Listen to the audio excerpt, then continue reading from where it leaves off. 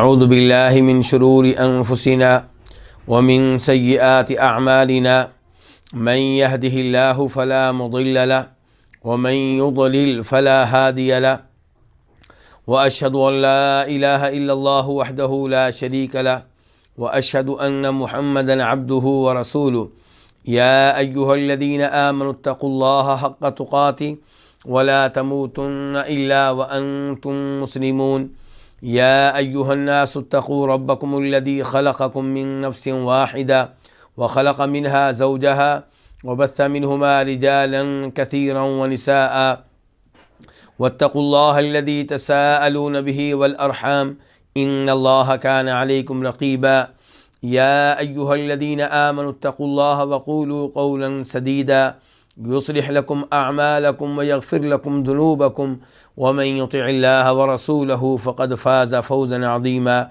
أما بعد فإن خير الحديث كتاب الله وخير الهدي هدي محمد صلى الله عليه وسلم وشر الأمور محدثاتها وكل محدثة بدعة وكل بدعة ضلالة وكل ضلالة في النار.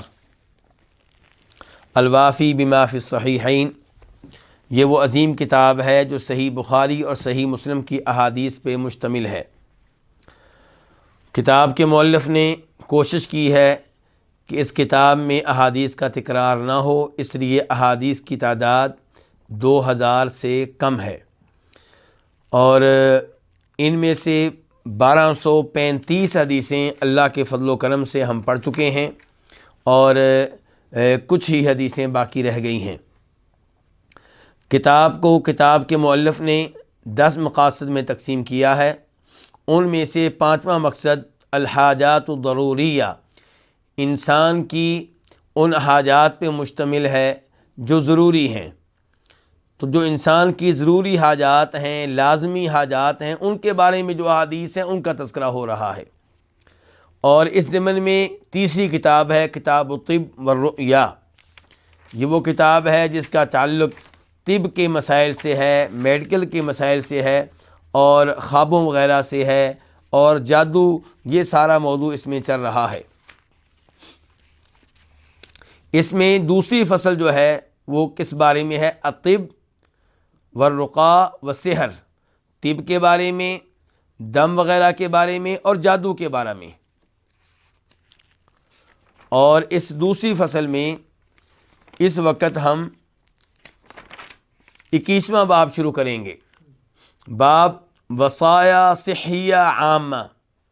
اس باب میں عام طبی وصیتوں کا تذکرہ ہے، یعنی کہ نبی علیہ الصلوۃ والسلام کی وہ وصیتیں، وہ نصیحتیں جو طب سے تعلق رکھتی ہیں، صحت کے مسائل سے تعلق رکھتی ہیں، جن پہ عمل کیا جائے تو انسان بہت سی امراض سے محفوظ رہ سکتا ہے.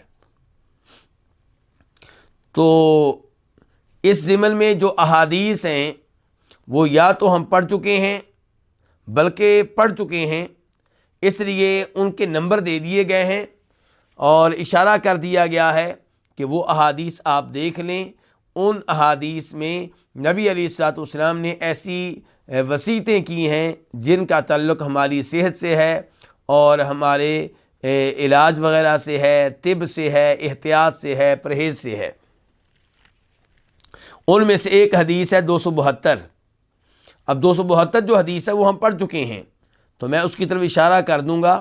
جناب ابو ہریرہ کہتے ہیں اللہ کے رسول صلی اللہ علیہ وسلم نے فرمایا، 2 ایسے کاموں سے بچو جن کی بنیاد پہ لعنت ہوتی ہے، یعنی کہ وہ 2 کام جو کرے گا اس پہ کیا ہوگا؟ لعنتیں ہوں گی. تو پوچھا گیا اللہ کے رسول علیہ الصلوۃ والسلام وہ کون سے 2 کام ہیں؟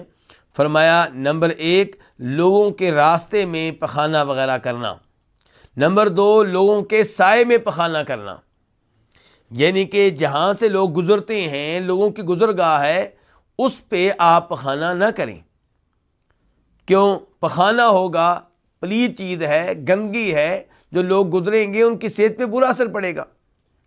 اور ایسے ہی جہاں پہ لوگ سایہ حاصل کرنے کے لیے بیٹھتے ہیں، کسی درخت کے نیچے بیٹھتے ہیں، تو وہاں پہ آ کے آپ پخانہ کریں گے تو لوگ تنگ بھی ہوں گے اور ان کی صحت کے لحاظ سے بھی مسائل پیدا ہوں گے. تو اس سے آپ اندازہ کریں کہ یہ شریعت کتنی عظیم ہے اور یہ شریعت لانے والے، یہ تعلیمات دینے والے نبی کتنے عظیم ہیں، اور انہیں کتنا خیال ہے ہماری صحت کا، وہ کس قدر چاہتے ہیں کہ ہم وباؤں سے اور امراض سے محفوظ رہیں۔ اس کے بعد حدیث نمبر 273، اور وہ کیا ہے، وہ بھی جناب ابو ہریرہ روایت کرتے ہیں کہ فرمایا نبی علیہ الصلوۃ والسلام نے، تم میں سے کوئی بھی ایسے کھڑے پانی میں پیشاب نہ کرے جو رکا ہوا ہے، جو چلتا نہیں ہے، جو رواں دواں نہیں ہے، جو ساکن ہے، ٹھہرا ہوا ہے۔ کیوں؟ فرمایا کہ پھر اسی میں وہ غسل کرے گا۔ تو جب لوگ گھروں سے باہر کسی تالاب میں غسل کیا کرتے تھے تو ان ایام میں ایسی احادیث کی زیادہ اہمیت تھی، آج بھی اہمیت ہے، لیکن شہروں کے لوگ ظاہر ہے کہ انہیں یہ سہولت حاصل نہیں ہے، لیکن شہروں کے لوگ بھی اسے کسی اور لحاظ سے دیکھ سکتے ہیں۔ مثال کے طور پہ سوئمنگ پول میں آپ پیشاب نہ کریں۔ تو اس قسم کی یعنی کہ جو امور ہیں ان کا خیال رکھیں، کیونکہ اگر یہاں پہ آپ پیشاب کریں گے تو پیشاب کے جراثیم تو نہایت خطرناک ہوتے ہیں، پلید بھی ہے اور خطرناک بھی ہے صحت کے لحاظ سے، تو دوسروں کی صحت پہ برے اثرات مرتب ہوں گے، کیونکہ وہ بعد میں آ کے اس میں غسل کریں گے، یا ہو سکتا ہے آپ ہی کو اس میں غسل کرنے کی ضرورت پیش آ جائے۔ اس کے بعد حدیث نمبر 312، یہ بھی ہم پڑھ چکے ہیں۔ اس میں کیا ہے، اس میں سوید بن نعمان کہتے ہیں کہ وہ نبی علیہ الصلوۃ والسلام کے ساتھ نکلے خیبر کی جانب، تو جب وہ صحبہ مقام پہ تھے، اور یہ خیبر سے پہلے ہے لیکن خیبر کے قریب ہے، تو وہاں پہ آپ نے عصر کی نماز پڑھائی۔ پھر آپ نے لوگوں سے کہا کہ جس کے پاس کھانے پینے کی کوئی چیز ہے وہ لے آئے، تو لوگ کیا لے کر آئے؟ ستو لے کر آئے۔ تو آپ کے حکم سے ستو کو تر کر دیا گیا، اس میں پانی ڈال دیا گیا، تو نبی علیہ الصلوۃ والسلام نے بھی وہ ستو کھایا، اور صحابہ کرام کہتے ہیں ہم نے بھی کھایا۔ پھر آپ مغرب کی نماز کے لیے کھڑے ہوئے، تو آپ نے کیا کیا؟ آپ نے وضو تو نہیں کیا کیونکہ وضو موجود تھا، وضو ٹوٹا نہیں ہے، لیکن آپ نے کلی کی ہے۔ تو اس سے کیا پتہ چلا کہ کھانا کھانے کے بعد کلی کرنی چاہیے، اور جب آپ کھانا کھانے کے بعد کلی کریں گے تو آپ کے دانت صاف رہیں گے، دانتوں کے لحاظ سے مسائل پیدا نہیں ہوں گے،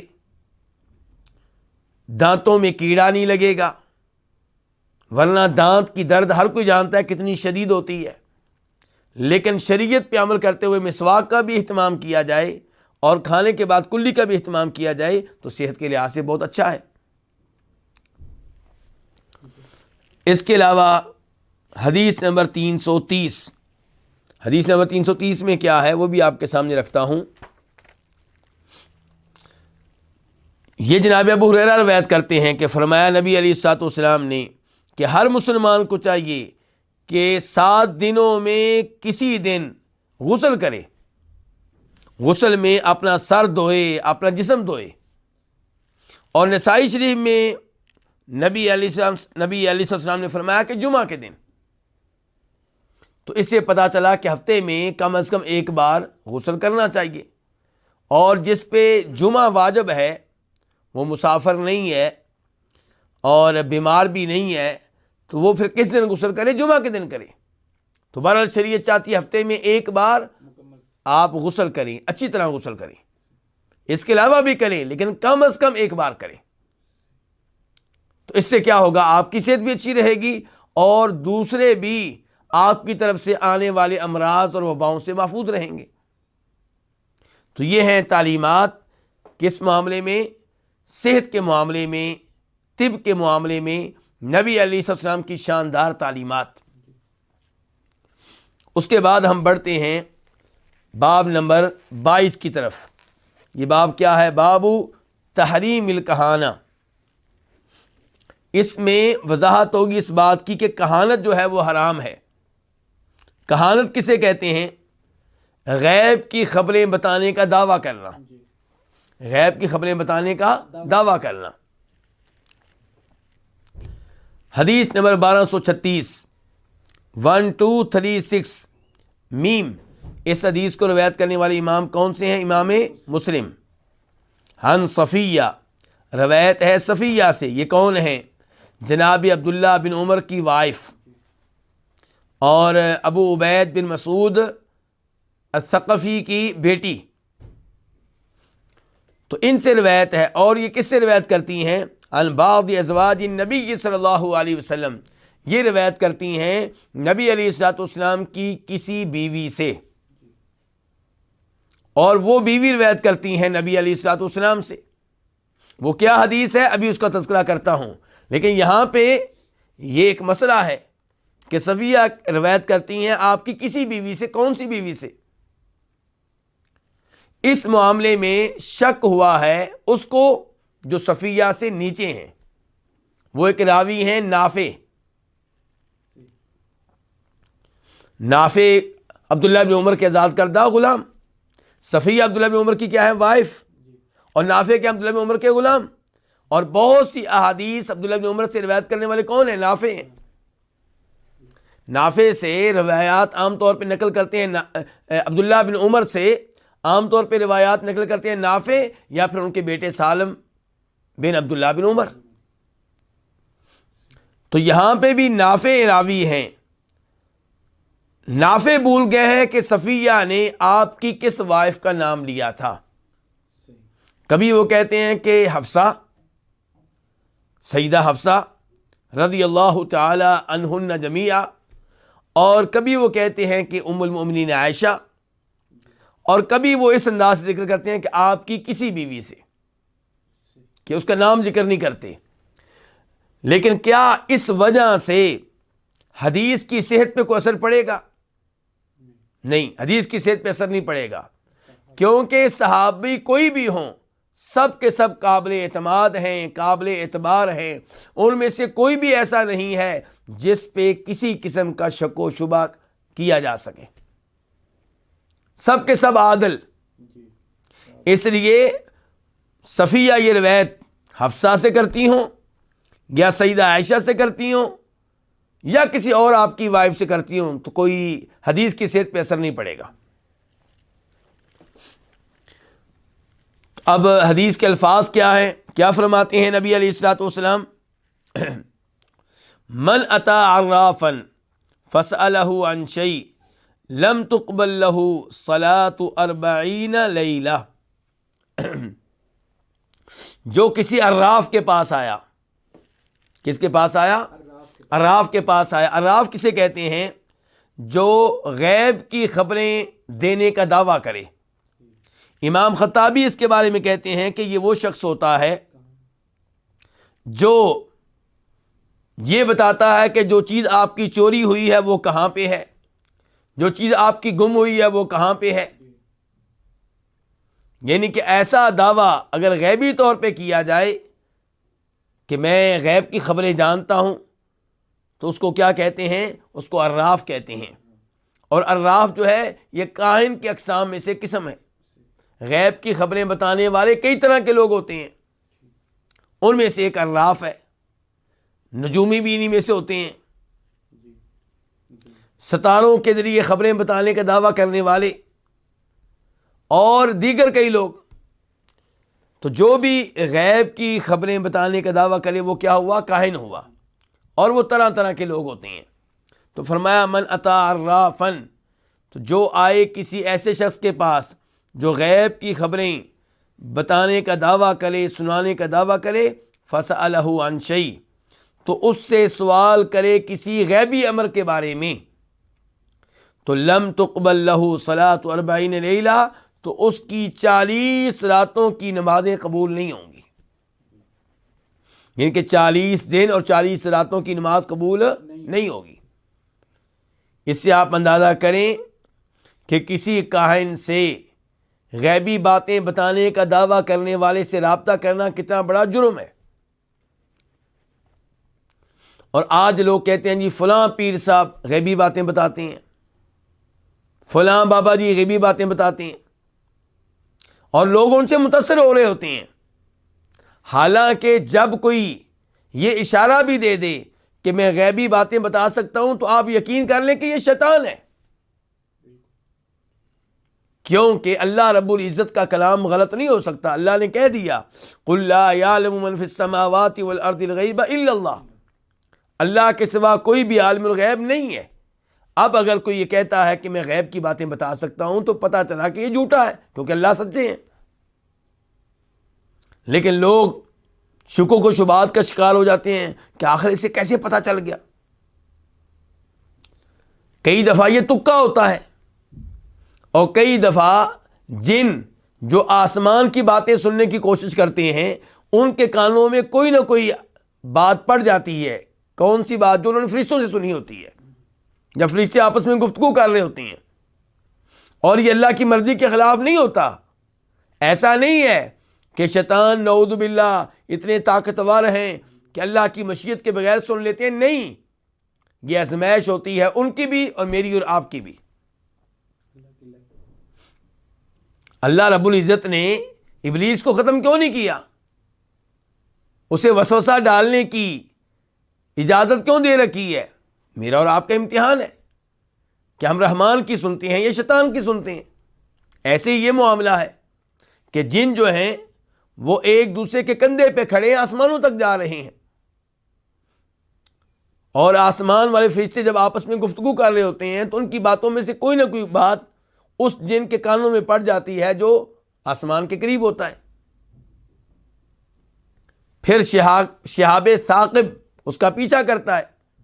کئی دفعہ شہاب ثاقب اس جن کو جلا دیتا ہے پہلے اس کے کہ وہ سنی ہوئی بات نیچے والے شیطان جن کو بتائے، اور کئی دفعہ وہ نیچے بتانے میں کامیاب ہو چکا ہوتا ہے. اب وہ ایک آدھ بات بڑی مشکل سے نیچے پہنچتی ہے، اور وہ جن کس کو بتائیں گے؟ کسی توحید والے عالم دین کو؟ بالکل نہیں. وہ اپنے دوستوں کو بتائیں گے. دوست کون ہوں گے ان کے؟ انسانوں میں سے شیطان. اب انسانوں میں سے جو شیطان غیبی باتیں بتانے کا دعویٰ کرے، اگرچہ اس کی 100 باتوں میں سے ایک بات صحیح نکل آئے، آپ جان لیں کہ یہ شیطان ہے. لیکن لوگ کیا کہتے ہیں؟ جی اللہ کا ولی ہے کیونکہ اس نے غیب کی بات ایک بتا دی ہے. نبی علیہ السلام بتاتے ہیں کہ وہ ایک بات اس کو بتا دی جاتی ہے، پھر اس کی 100 باتوں میں سے ایک بات صحیح نکلتی ہے. لوگ اس ایک بات کی وجہ سے اسے سچا مانتے ہیں، اور 99 باتیں جو غلط نکلتی ہیں ان کی وجہ سے اسے مجرم نہیں سمجھتے، اسے جھوٹا نہیں سمجھتے.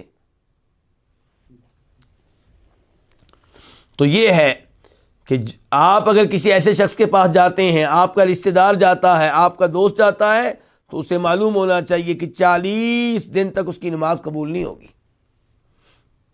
اور کیا ہے؟ اس سے سوال کیا ہے. یہ نہیں کہا کہ سوال کا جواب آنے پہ یقین کر لیا ہے. اگر جواب آنے پہ آپ یقین کر لیں، اس سے سچا جان لیں، اس کی تصدیق کریں، تو پھر ابو داؤد شریف کی حدیث ہے جس کے الفاظ ہیں کہ من اتی عرافا او کاہنا فصدقه فقد کفر بما انزل علی محمد صلی اللہ علیہ وسلم. اگر آپ کسی کاہن کے پاس جاتے ہیں، غیبی باتیں بتانے کا دعویٰ کرنے والے کے پاس جاتے ہیں، اس سے سوال کرتے ہیں، جو جواب ملے اس جواب میں آپ اسے سچا جانتے ہیں، پھر تو آپ کافر ہو چکے.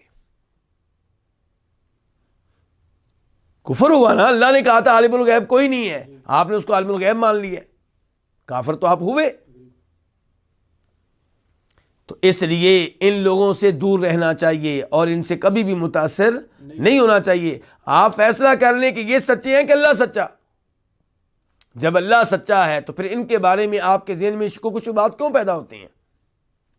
اگر کبھی پیدا ہوتے ہیں تو اس کے پیچھے کون ہے؟ شیطان ہے، اس کے وسوسے ہیں. اور آج یہ ایک نئے انداز سے کام شروع ہو چکا ہے استخارے کے نام پہ. ایک تو وہ استخارہ ہے جو شرعی استخارہ ہے. اس میں کیا ہوتا ہے کہ آپ جو کام کرنا چاہ رہے ہیں اگر وہ شریعت کے لحاظ سے جائز ہے، شریعت کے لحاظ سے کیا ہے؟ واجب نہیں ہے. اگر واجب ہے تو استخارے کی ضرورت نہیں، آنکھیں بند کر کے کریں. نماز واجب ہے، نماز پڑھنے کے لیے استخارے کی ضرورت نہیں ہے. استخارے کا مطلب ہوتا ہے کہ اللہ سے خیر مانگنا، اللہ سے کہنا کہ یا اللہ اگر ادھر خیر ہے تو میرا کام کر دے. نماز تو اللہ نے پہلے بتا دیا کہ خیر ہے، اس میں استخارہ کیوں ہوگا؟ شراب کے معاملے میں استخارہ نہیں ہوگا، اللہ نے پہلے بتا دیا کوئی شر ہے. تو جائز کام کے بارے میں استخارہ ہوتا ہے، اور اس میں کیا ہے کہ آپ وضو کرتے ہیں اور وضو کے بعد نماز پڑھتے ہیں 2 رکعتیں، اور پھر دعائے استخارہ کرتے ہیں جو حدیث میں آئی ہے، اور اس کا مفہوم کیا ہے کہ یا اللہ اگر یہ کام میرے لیے خیر کا باعث ہے دنیا کے لحاظ سے اور آخرت کے لحاظ سے تو میرا یہ کام کر دے، اس میں برکتیں ڈال دے اور مجھے اس پہ مطمئن کر دے، اور اگر یہ کام میرے لیے بہتر نہیں ہے تو مجھے اس سے دور کر دے، اس کو مجھ سے دور کر دے، اور مجھے وہاں پہ لے جا جہاں پہ میرے لیے خیر ہے۔ اس میں یہ کہیں نہیں آیا کہ آپ کو اب بتا دیا جائے گا کہ یہ بہتر ہے کہ بہتر نہیں ہے، یہ کہا گیا تھا کہ یا اللہ مجھے اس کے اوپر مطمئن کر دے اور میرے لیے کام آسان کر دے۔ تو اب آپ آگے بڑھیں استخارہ کرنے کے بعد، اگر دل مطمئن ہو رہا ہے تو وہ کام کریں، اگر دل مطمئن نہیں ہوتا، پریشانی ہو رہی ہے وہ کام کرتے ہوئے، تو پیچھے ہٹ دیں۔ اس کا مطلب یہ ہے کہ یہاں پہ آپ کے لیے خیر نہیں ہے، یہ ہے استخارہ۔ لیکن اور یہ استخارہ خود کرنا چاہیے، ہر کوئی اپنا استخارہ خود کرے۔ صحابہ کرام نے استخارے کے لیے کبھی بھی رابطہ نہیں کیا کس سے؟ نبی علیہ الصلوۃ والسلام سے۔ لیکن آج کل جو استخارہ چل رہا ہے کہ میرا وہ استخارہ کر دے، وہ استخارہ کر دے، اور پھر وہ بتاتے ہیں جی ہاں مجھے بتایا گیا کہ تم یہ کرو یہ بہتر ہے، یہ کیا ہے؟ یہ تو غیبی باتیں بتانے کا دعویٰ ہے، ایک نیا انداز ہے اس شرک کے ارتکاب کا، تو اس لیے اس سے دور رہا جائے۔ اس کے بعد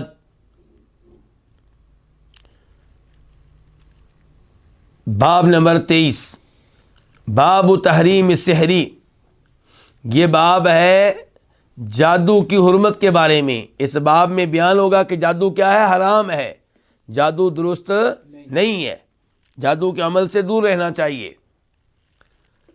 اس کے بعد حدیث نمبر 1237، 1237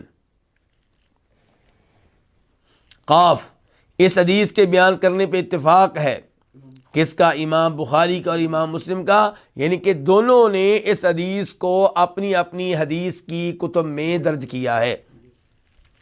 عن عائشہ رضی اللہ عنہا، روایت ام المومنین عائشہ رضی اللہ تعالی عنہا سے، قالت، وہ کہتی ہیں، سحارا رسول اللہ صلی اللہ علیہ وسلم رجل من بنی زریق، نبی علیہ الصلوۃ والسلام پہ جادو کر دیا ایک آدمی نے۔ یہ آدمی کون تھا؟ من بنی زریق، زریق قبیلے کا تھا، بنی زریق میں سے تھا، اور مسلم شریف میں وضاحت آئی ہے کہ یہودی تھا، یعنی کہ یہودی تھا اور بنو زریق قبیلے سے تعلق رکھتا تھا۔ یقال لہ لبید بن الاعصم، اسے کہا جاتا تھا لبید بن اعصم، یعنی کہ اس کا نام کیا تھا؟ لبید بن اعصم۔ حتی کان رسول اللہ صلی اللہ علیہ وسلم یخیل الیہ انہ یفعل الشیء وما فعلہ۔ میں اس حدیث کے تعلق سے وضاحت کرنا چاہتا تھا حدیث کے آخر میں، لیکن اب میں چاہتا ہوں کہ یہ وضاحت پہلے کر دوں تاکہ اس وضاحت کی روشنی میں حدیث کو سمجھا جائے۔ یہاں پہ بیان ہونے لگا ہے کہ نبی علیہ الصلوۃ والسلام پہ جادو ہوا، اور حدیث کس کتاب کی ہے؟ بخاری اور مسلم کی۔ لیکن اس حدیث کو ماننے سے کئی گمراہ لوگوں نے انکار کیا ہے، اور ان کی باتوں میں کئی سادہ مسلمان بھی آ گئے۔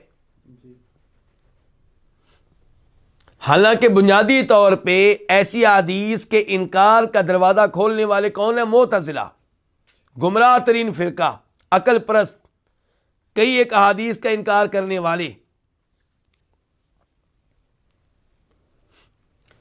انہوں نے کیا کیا؟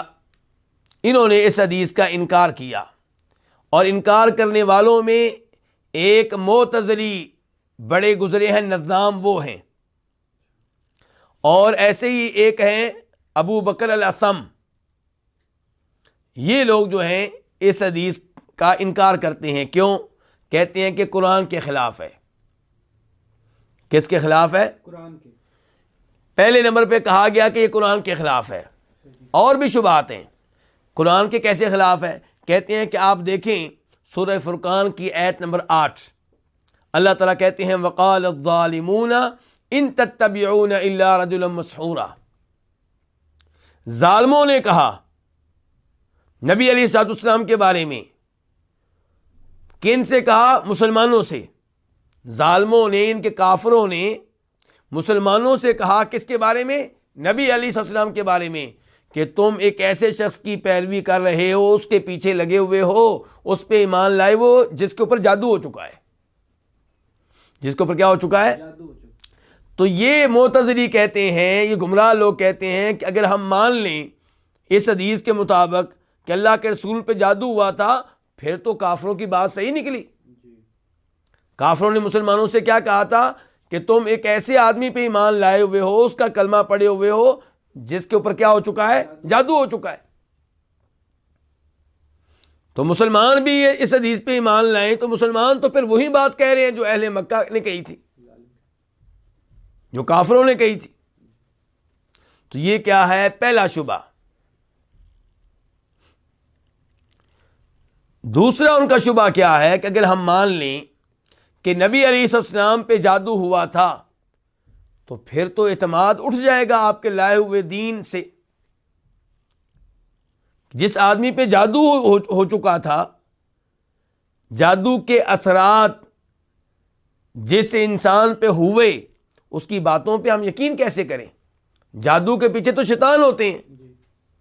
اس کا مطلب ہے جادو ہو گیا تھا تو جو آپ تعلیمات پیش کر رہے تھے وہ بھی جادو کا نتیجہ ہے، وہ بھی شیطان کی طرف سے ہیں.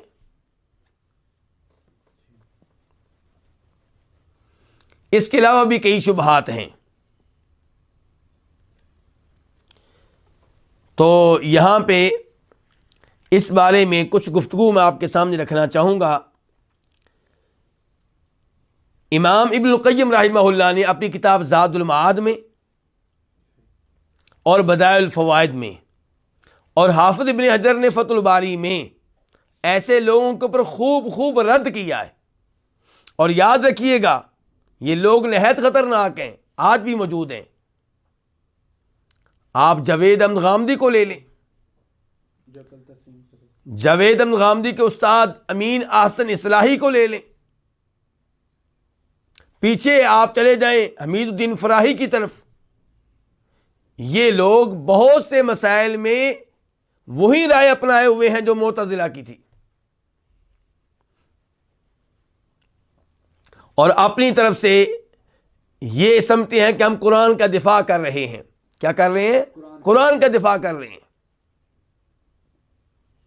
کہتے ہیں اگر یہ احادیث ہم مان لیں گے تو قرآن کے اوپر حرف آئے گا، قرآن کے اوپر اعتراض آئے گا، اس لیے ایسی احادیث کا انکار کر دو.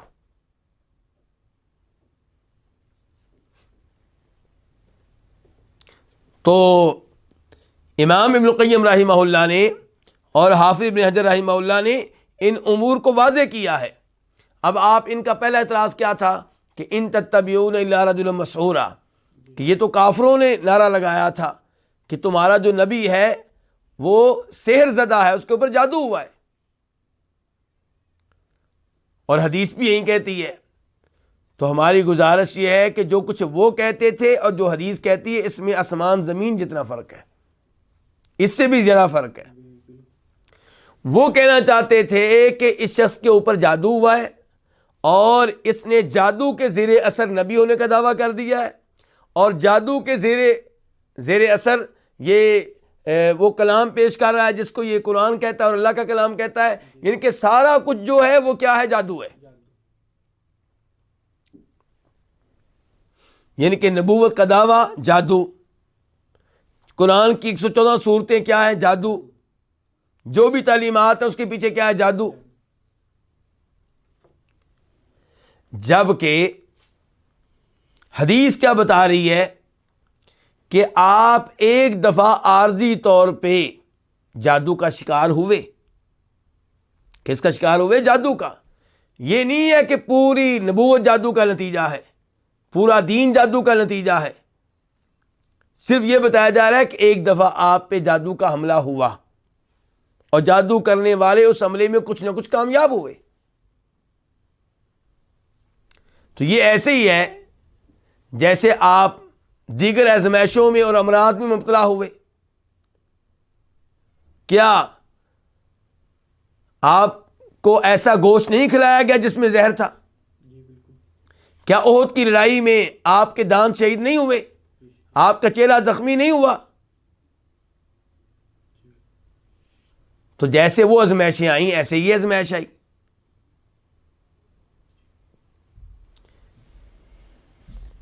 جہاں تک تعلق ہے اس چیز کا کہ پھر کیسے یقین رہے گا دین کے اوپر کہ وہ جادو کا نتیجہ نہیں ہے،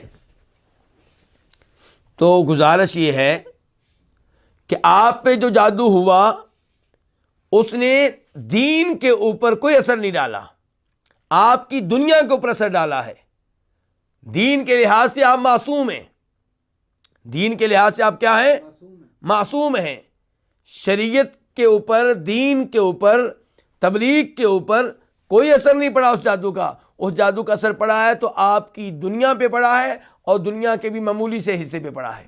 وہ کون سا حصہ؟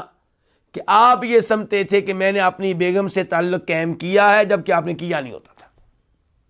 اتنی سی بات ہے۔ یہ نہیں ہے کہ آپ قرآن کی آیتیں جادو کی وجہ سے آگے پیچھے کر رہے ہوں یا کچھ اور کر رہے ہوں، نہیں، ایسا کچھ نہیں ہے، کیونکہ آپ کا وہ حصہ جس کا تعلق دین سے ہے اس میں آپ معصوم ہیں، اس میں آپ کیا ہیں؟ معصوم ہیں۔ لیکن جو دنیاوی آپ کے امور ہیں اس میں جیسے آپ کو زہر کھلا دیا گیا اور آپ نے کھا لیا، حملہ کیا کہ دانت شہید ہو گئے، اس حملے سے بچ نہیں سکے آپ، تو اس لحاظ سے عصمت نہیں ہے۔ عصمت اس لحاظ سے ہے کہ دینی لحاظ سے آپ پہ کوئی اثر نہیں پڑے گا۔ اور دوسری آپ کو جو عصمت حاصل تھی وہ یہ تھی کہ اللہ رب العزت نے آپ کو، یعنی کہ ایسا نہیں ہے کہ آپ پہ آپ کو قتل کیا گیا ہو، اگرچہ زہر کھلا کے آپ کی شہادت ہوئی ہے لیکن فوری طور پہ آپ کو مار دیا گیا ہو، نعوذ باللہ شہید کر دیا گیا ہو، ایسا نہیں ہوا۔ تو بنیادی طور پہ آپ کی عصمت کا تعلق کس سے ہے؟ آپ کے دین سے۔ آپ کا لایا ہوا دین، آپ کی لائی ہوئی شریعت اور آپ کے اوپر اترا ہوا قرآن، یہ سب کیا ہے؟ معصوم ہیں، اور آپ کا یہ حصہ جو ہے اس کا عصمت سے تعلق ہے، اور اس میں کوئی تبدیلی کسی قسم کی نہیں ہوئی۔ ورنہ سارے انبیاء کرام کو آپ دیکھ لیں، ان کی زندگیاں آزمائشوں سے بری پڑی ہیں، آزمائشیں آتی رہی ہیں۔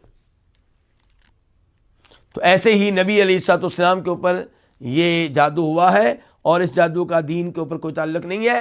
اور اگر کوئی آدمی ایسی کسی ایک حدیث کا انکار کرتا ہے تو پھر وہ اس فتنے میں مبتلا ہو جاتا ہے، وہ پھر دوسری حدیث کا بھی انکار کرتا ہے، تیسری کا بھی کرتا ہے، چوتھی کا بھی کرتا ہے، کیونکہ وہ سمجھتا ہے یہ حدیث بھی قرآن کے خلاف، یہ حدیث بھی عقل کے خلاف، اس حدیث کے اوپر بھی کافر اعتراض کریں گے، اس کا بھی انکار کرو، اس کا بھی انکار کرو، اس کا بھی انکار کرو۔ اور جب آپ نے ایک حدیث کا انکار کر دیا، بخاری مسلم کی ایک حدیث کا، تو پھر باقی کا انکار کرنا بھی آسان ہو جاتا ہے۔ صحیح بات یہ ہے کہ قرآن اور نبی علیہ الصلوۃ والسلام سے ثابت شدہ کسی حدیث میں کوئی تعارض یا ٹکراؤ نہیں ہو سکتا۔ جہاں کہیں ٹکراؤ ہوگا وہاں پہ آپ چیک کیجئے گا، یا تو آپ حدیث کا معنی غلط سمجھ رہے ہوں گے، یا وہ حدیث اللہ کے رسول سے ثابت نہیں ہوگی صلی اللہ علیہ وسلم۔ تو آئیے اب ذرا یہ پڑھتے ہیں۔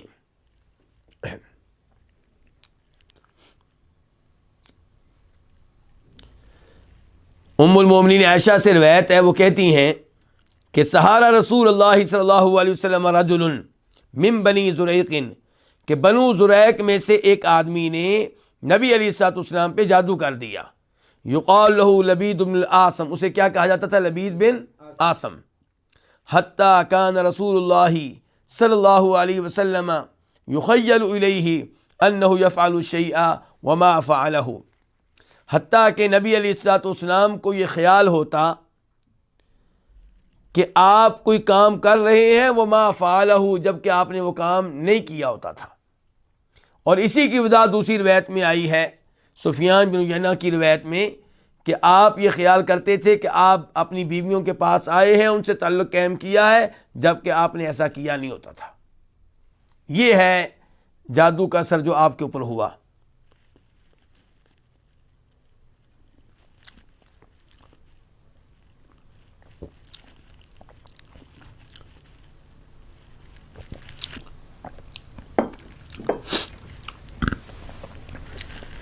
یہاں تک کہ اذا کان ذات یوم او ذات لیلۃ، یہاں تک کہ جب آپ ایک دن میں تھے یا ایک رات میں تھے، وہو عندی، اور آپ اس ایک دن یا ایک رات میں میرے پاس تھے. کون کہہ رہی ہیں؟ سیدہ عائشہ کہہ رہی ہیں. لکنہ دعا ودعا، آپ میرے پاس تھے لیکن آپ نے دعائیں کیں اور دعائیں کیں. کیا مطلب؟ آپ میرے پاس تھے لیکن آپ نے دعائیں کیں اور دعائیں کی. کیا مطلب ہے اس کا؟ مطلب یہ ہے کہ میرے پاس تھے لیکن نہ ہونے کے برابر. کیوں؟ کیونکہ آپ کی توجہ میری طرف نہیں تھی. آپ کس میں لگے رہے؟ دعاؤں میں لگے رہے. یہ مطلب ہے کہ آپ میرے پاس تھے لیکن آپ نے دعائیں کی اور دعائیں کی، ان کے دعائیں پھر دعائیں کرتے چلے گئے آپ. تو اس سے کیا پتا چلا کہ انسان پہ آزمائشیں آئیں تو رجوع کس کی طرف کریں؟ اللہ کی طرف کریں. نبی علیہ الصلوۃ والسلام نے کس سے رجوع کیا ہے؟ اللہ سے کیا ہے، اللہ سے دعائیں کی ہیں. اور اس سے بھی پتا چلا کہ آپ تمام انسانوں میں سب سے افضل ہونے کے باوجود انسان تھے، بشر تھے. اور پتا چلا کہ آپ مشکل کشا، حاجت روا، غوث اعظم نہیں تھے، اسی لیے اپنے آپ کو جادو سے بچا نہیں سکے. لیکن جادو نے آپ پہ وہ اثر نہیں ڈالا جو کسی اور پہ پڑ سکتا تھا. اگر یہی جادو کسی اور پہ کیا گیا ہوتا تو شاید بہت زیادہ اثرات مرتب ہوتے. ثم قال، پھر آپ نے کہا، یہ کہ دعائیں کرتے رہے، پھر آپ نے کہا، یا عائشہ، تو اے عائشہ، اشعرتی ان اللہ افتانی فیما استفتیتہ فیہ، کیا تمہیں معلوم ہے کہ اللہ رب العزت نے مجھے بتا دیا ہے، مجھے آگاہ کر دیا ہے، مجھے جواب دے دیا ہے اس مسئلے میں جس مسئلے میں میں نے اللہ سے سوال کیا تھا. اتانی رجلانی، اب آپ تفصیل بتا رہے ہیں کہ جواب کیسے آیا، کیا جواب آیا. فرمایا میرے پاس دو آدمی آئے، فقعد احدہما عند رأسی، ان میں سے ایک میرے سر کے پاس بیٹھ گیا، والآخر عند رجلی، اور دوسرا میرے دونوں پاؤں کے پاس بیٹھ گیا. فقال احدہما لصاحبہ، اور یہ دو آدمی کون تھے؟ فرشتے تھے. تو ان میں سے ایک نے اپنے ساتھی سے کہا، ما وجع الرجل، اس آدمی کی بیماری کیا ہے، اس آدمی کی تکلیف کیا ہے، ان کو کیا مسئلہ ہے؟ فقال مطبوب، اس دوسرے فرشتے نے کہا کہ یہ کیا ہے، ان کے اوپر جادو ہوا ہے. مطبوب، ان کے اوپر کیا ہوا ہے؟ جادو ہوا ہے. قال من طبہ، تو اس آدمی نے کہا، پہلے نے، جس نے پہلا سوال کیا تھا، دوسرا سوال کیا، من طبہ، ان پہ جادو کس نے کیا ہے؟ قال لبید بن العاصم، دوسرے نے جواب دیا، کس نے کیا؟ لبید بن عاصم نے. قال، تو اس آدمی نے کہا، فی ای، اس فرشتے نے کہا، پہلے فرشتے نے جو سوال کر رہا، تیسرا سوال اس کا شروع ہو گیا، فی ای شیئن، کس چیز میں؟ کیا مطلب؟ جادو کس چیز میں کیا ہے؟ قال، تو جواب دینے والے فرشتے نے کہا، فی مشطن و مشاطتن، ایک کنگھی میں اور کنگھی سے گرنے والے بالوں میں. جادو کس میں ہوا؟ کنگھی میں اور کنگھی سے گرنے والے بالوں میں.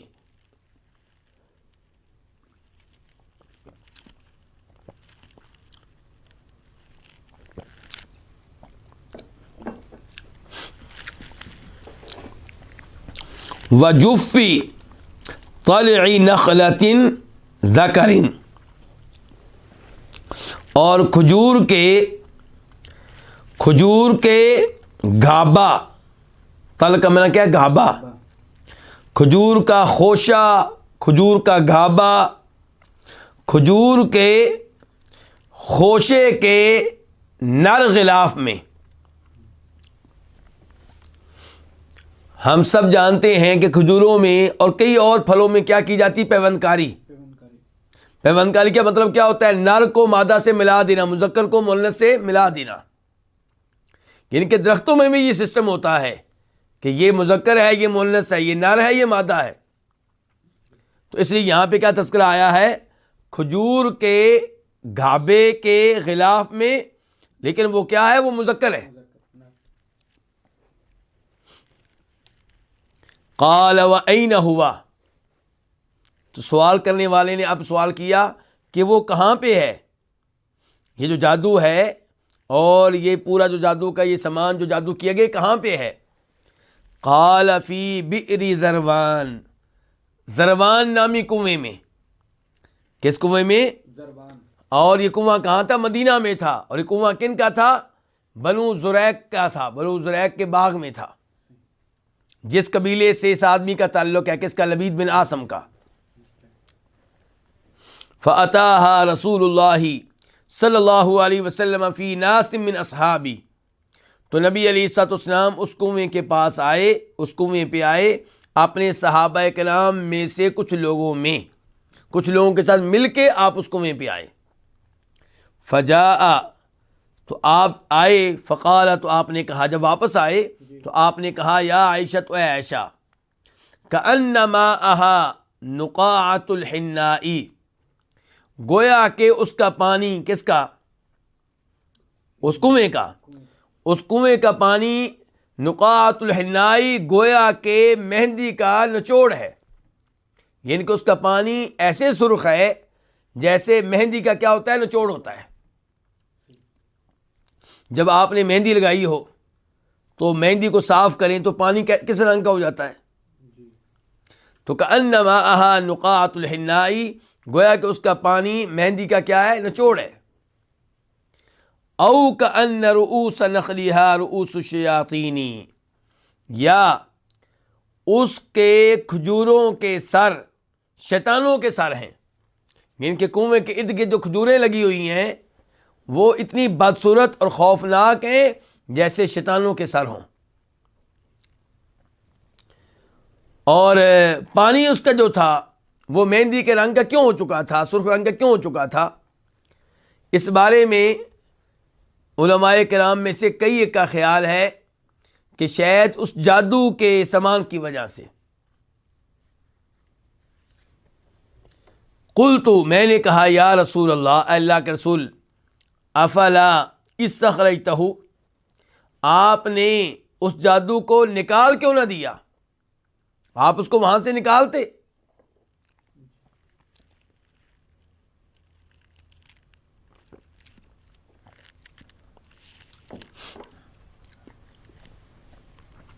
قال، تو آپ نے کہا، عافان اللہ، اللہ نے مجھے اس سے عافیت دے دی ہے، اللہ نے مجھے اس سے شفا دے دی ہے.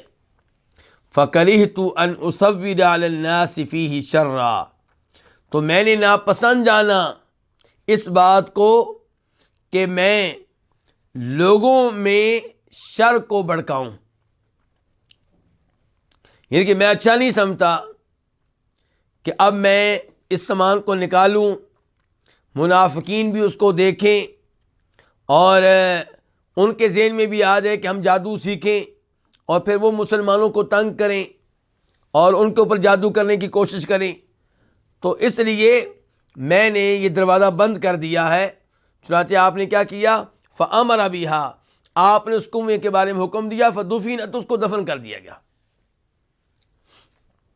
تو یہ ہے جادو کی حدیث، اور صحیح ترین حدیث ہے، شک و شبہ سے بالا تر ہے. اور اس حدیث کو مشکوک بنانا تمام ذخیرہ احادیث کو مشکوک بنانا ہے. جو ایک حدیث کو جو ثابت ہو اچھی طرح بخاری مسلم کی حدیث، اس کو ترک کرے گا اور اس کا انکار کرے گا تو اس کے لیے دیگر احادیث کا انکار کرنا مشکل نہیں رہے گا. اور یہ حدیث نہ قرآن کے خلاف ہے اور نہ ہی نبی علیہ الصلوۃ والسلام کی عصمت کے خلاف ہے. اور اس کا پرانے قدیم زمانے میں انکار کرنے والے کون تھے؟ معتزلہ، عقل پرست. اور آج بھی وہی لوگ ہیں جو عقل پرست ہیں.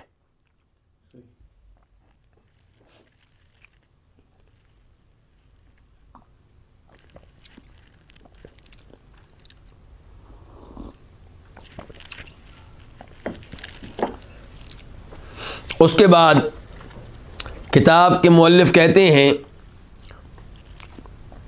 کہ آپ حدیث نمبر 1476 بھی دیکھ لیں، وہ بھی جادو کے بارے میں ہے، 1476، اور یہ وہ حدیث ہے جو ہم نے ابھی پڑھی نہیں ہے، تو میں اشارہ کر دیتا ہوں کہ کون سی حدیث ہے۔ یہ وہ حدیث ہے جس میں جناب ابو ہریرہ کہتے ہیں کہ فرمایا نبی علیہ الصلوۃ والسلام نے 7 ایسے گناہوں سے بچو جو انسان کو ہلاک کر دینے والے ہیں، تباہ و برباد کر دینے والے ہیں۔ تو صحابہ کرام نے پوچھا اللہ کے رسول وہ کون سی ہیں؟ تو آپ نے فرمایا پہلے نمبر پہ اللہ کے ساتھ کسی اور کو شریک کرنا، جو یہ جرم کرے گا وہ تباہ و برباد ہو جائے گا۔ اور دوسرے نمبر پہ فرمایا والسحر، اور جادو کرنا۔ تیسرے نمبر پہ کسی کو ناحق قتل کرنا، اور دیگر گناہ پھر آپ نے بتائے۔ تو بہرحال ان میں سے ایک گناہ کیا ہے جو شرک کے بعد جو ہے وہ کیا؟ جادو۔ تو جادو بہت بڑا گناہ ہے، بہت بڑا جرم ہے، بلکہ یہ کفر ہے۔ یہ کیا ہے؟ یہ کفر ہے۔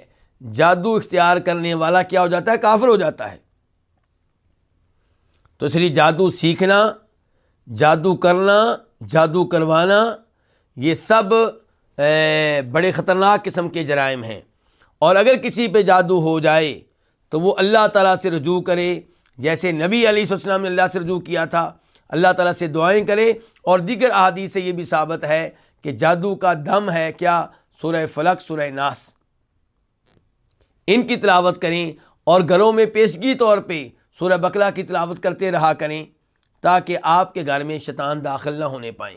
گھر میں جب بھی داخل ہوں بسم اللہ پڑھیں، کھانا کھائیں بسم اللہ پڑھیں، رات کو سونے لگیں تو آیت الکرسی وغیرہ پڑھیں۔ تو یہ چیزیں کر کے انشاءاللہ آپ جادو کے اثرات سے محفوظ رہ سکتے ہیں۔ رات کو سونے سے پہلے، رات کو کسی بھی وقت آپ سورہ بقرہ کی آخری 2 آیتیں بھی پڑھ لیں۔ اس کے بعد ہم منتقل ہوتے ہیں تیسری فصل کی طرف، الفصل الثالث۔ تیسری فصل کس کے بارے میں؟ الرؤیا۔ یہ کس کے بارے میں ہے؟ خوابوں کے بارے میں، خواب کے بارے میں۔ پہلا باب الرؤیا الصالحہ جزء من النبوہ، کہ اچھا خواب نبوت کا ایک حصہ ہے۔ اچھا خواب کون سا ہوتا ہے؟ جو اللہ کی طرف سے ہو۔ تو اچھا خواب جو ہے وہ نبوت کا ایک حصہ ہے۔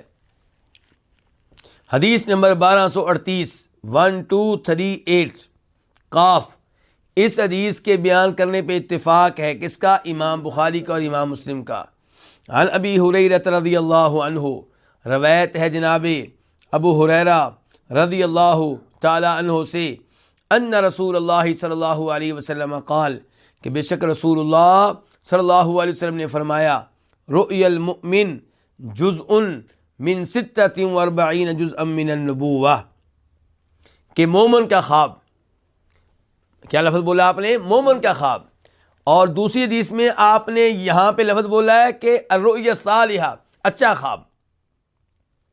اس کا مطلب ہے کہ جو اچھا مومن ہوگا اسے جو خواب آئے گا وہ عام طور پہ کس کی طرف سے ہوگا؟ اللہ کی طرف سے ہوگا، اور وہ اچھا خواب ہے۔ تو رؤی المؤمن، جزء مومن کا جو خواب ہے یہ ایک حصہ ہے نبوت کے 46 حصوں میں سے۔ اس کا کیا مطلب ہے کہ مومن کا خواب نبوت کے 46 حصوں میں سے ایک حصہ ہے؟ یعنی کہ مومن کا خواب چونکہ اللہ رب العزت کی طرف سے ہوتا ہے تو یہ کیا ہوتا ہے؟ یہ سچا ہوتا ہے، یہ درست ہوتا ہے، ایسے ہی جیسے نبیوں کی ساری باتیں کیا ہوتی ہیں؟ درست ہوتی ہیں۔ اب مومن کی ہر بات تو ٹھیک نہیں ہوگی، لیکن مومن کا اچھا خواب جو اللہ کی طرف سے ہوگا وہ ایسے ہی ٹھیک ہوگا، ایسے ہی درست ہوگا جیسے نبیوں کی ساری باتیں ٹھیک ہوتی ہیں۔ خواب میں کیا ہوگا؟ یا تو ماضی کی کوئی بات آپ کو بتائی جا رہی ہوگی، یا مستقبل کی، یا آپ کو کوئی وارننگ دی جا رہی ہوگی، یا کوئی خوشخبری دی جا رہی ہوگی۔ تو یہ ساری چیزیں جب مومن خواب میں دیکھے گا، نیک متقی پرہیزگار، فاسق و فاجر نہیں، تو اس کا خواب جب اللہ کی طرف سے ہوگا تو وہ ایسے ہی درست ہوگا، ایسے ہی ٹھیک ہوگا جیسے نبیوں کی سارے امور اور ان کی سب باتیں جو ہوتی ہیں وہ کیا ہوتی ہیں؟ ٹھیک ہوتی ہیں۔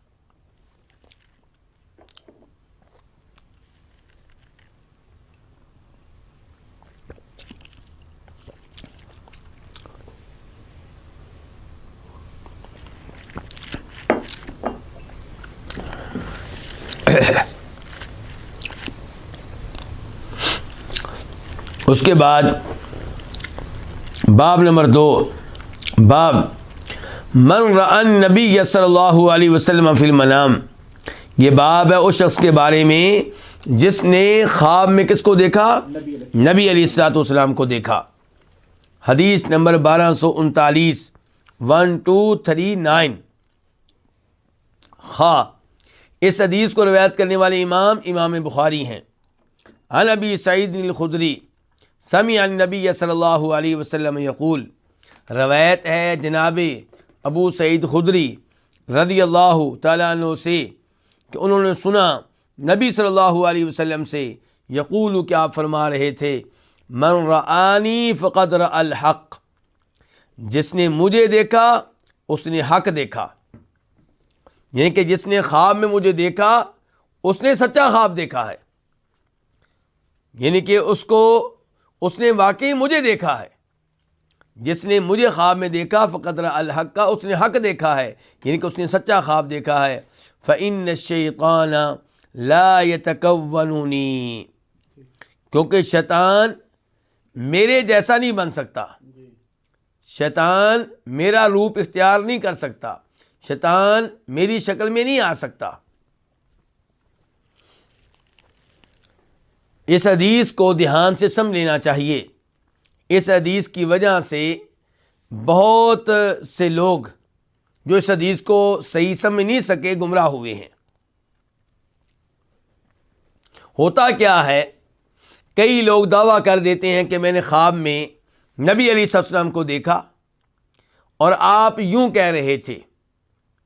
سننے والے کہتے ہیں کہ دیکھو جی اللہ کے رسول کو خواب میں دیکھا ہے، اور اللہ کے رسول نے کہا تھا کہ جس نے خواب میں مجھے دیکھا اس نے تو مجھے ہی دیکھا ہے، شیطان میری شکل میں نہیں آ سکتا، اس لیے یہ صحیح کہہ رہا ہے۔ کئی لوگوں نے اپنے پیروں کی باتوں میں آ کے اپنے بیٹوں کو ذبح کیا، کیوں؟ یہ خواب میں بتایا گیا، اور ذہن میں رہے کہ ابراہیم علیہ السلام نے بھی خواب دیکھا تھا۔ خواب میں کیا دیکھا تھا؟ میں اپنے بیٹے کو ذبح کر رہا ہوں، لیکن وہ خواب کس کا تھا؟ ابراہیم علیہ السلام کا۔ اور نبیوں کا خواب کیا ہوتا ہے؟ وہ وہی ہوتا ہے، وہ اللہ رب العزت کی طرف سے ہوتا ہے، اس میں کچھ شک و شبہ نہیں ہوتا، اس میں کسی اور طرح کا احتمال یا خطرہ نہیں ہوتا۔ جبکہ وہ خواب جو مجھے آئے، آپ کو آئے، اس کی وہ حیثیت نہیں ہے جو نبیوں کے خواب کی ہے۔ اور ویسے بھی ہمارا دین مکمل ہو چکا ہے۔ اب جب خواب آئے تو آپ اسے شریعت کے ترازو میں تولیں۔ اگر خواب جو ہے شریعت کے خلاف ہے تو سمجھ لیں شیطان کی طرف سے، اس پہ بالکل عمل نہ کریں۔ اگر خواب شریعت کے عین مطابق ہے، شریعت کہتی ہے 5 وقت کی نمازیں پڑھیں، خواب میں بھی کہا جا رہا ہے 5 وقت کی نمازیں پڑھیں، تو اچھی بات ہے، یہ شریعت کی تائید ہے، شریعت کے عین مطابق ہے۔ تو خواب اگر شریعت کے مخالف ہو تو اس پہ عمل کرنے کی یا اس پہ عقیدہ رکھنے کی اجازت نہیں ہے۔ تو ابراہیم علیہ السلام چونکہ نبی تھے تو ان کا خواب اللہ کی طرف سے تھا، تو گویا کہ ان کو آرڈر دیا گیا تھا اپنے بیٹے کو ذبح کریں، تو انہوں نے اس پہ عمل کیا۔ آج کسی شخص کو اس بات کی اجازت نہیں ہے کہ وہ اپنے بیٹے کو ذبح کرے اور یہ دعویٰ کرے کہ مجھے خواب آیا تھا، چاہے اسے خواب آیا ہو۔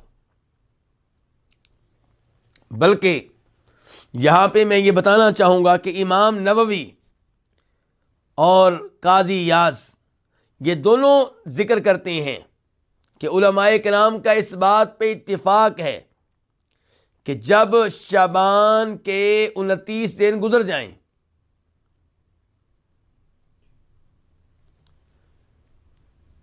چاند نظر نہ آئے، چاند دیکھا گیا کہ نظر نہیں آیا، اب حدیث کیا کہتی ہے؟ آپ کیا کریں؟ 30 دن پورے کر لیں۔ شعبان کے 29 دن گزر گئے ہیں، چاند دیکھا گیا، نظر نہیں آیا، تو اب آپ کیا کریں؟ شعبان کے 30 دن پورے کر لیں۔ یہ کیا کہہ رہی ہے شریعت؟ یہ کہاں سے معلوم ہوا؟ احادیث سے۔ اب قاضی ایاز اور امام نووی کہتے ہیں علماء کرام کا اتفاق ہے کہ اگر رات کو سوتے ہوئے کسی آدمی کے خواب میں یہ آئے کہ نبی علیہ السلام کہہ رہے ہیں کہ بھئی چاند نظر آ گیا، صبح روزہ رکھ لو، تو روزہ رکھنا جائز نہیں ہے، نہ خواب دیکھنے والے کے لیے نہ کسی اور کے لیے۔ امام نووی کیا کہہ رہے ہیں؟ علماء کرام کے اس بات پہ اتفاق ہے۔ کیوں بھئی؟ خواب میں تو اللہ کے رسول آئے ہیں۔ نہیں، اللہ کے رسول ہمیں شریعت دے کر گئے ہیں، دین مکمل کر کے گئے ہیں، اس میں بتایا گیا ہے کہ اگر چاند نظر نہ آئے تو 30 دن پورے کرنے ہیں، خوابوں کی بنیاد پہ رمضان کے روزے نہیں شروع کرنے۔ تو جب کوئی آدمی یہ دعویٰ کرتا ہے کہ میں نے نبی علیہ السلام کو خواب میں دیکھا ہے، تو وہاں پہ ایک احتمال یہ ہوتا ہے کہ وہ جھوٹ بول رہا ہو، اس نے خواب دیکھا ہی نہ ہو۔